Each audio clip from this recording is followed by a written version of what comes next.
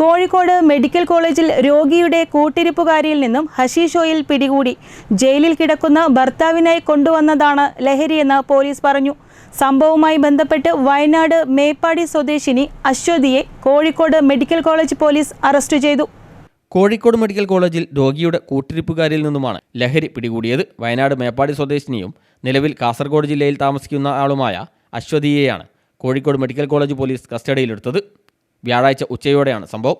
Medical college മാതൃശിശു സംരക്ഷണ കേന്ദ്രത്തിൽ എത്തിയ രോഗിയുടെ കൂടെ ഉണ്ടായിരുന്ന ഹോം നഴ്സായി പ്രവർത്തിക്കുകയായിരുന്നു യുവതി.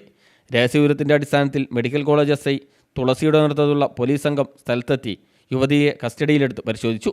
അപ്പോഴാണ് അവരുടെ പക്കൽ നിന്നും 2 ചെറിയ കുപ്പികളിൽ സൂക്ഷിച്ച ഹാഷിഷ് ഓയിൽ കണ്ടെത്തിയത്.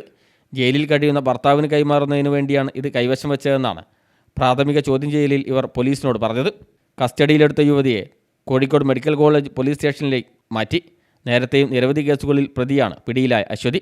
വിശദമായ ചോദ്യം ചെയ്യലുകൾക്ക് ശേഷം അറസ്റ്റ് രേഖപ്പെടുത്തി. News bureau, Kozhikode.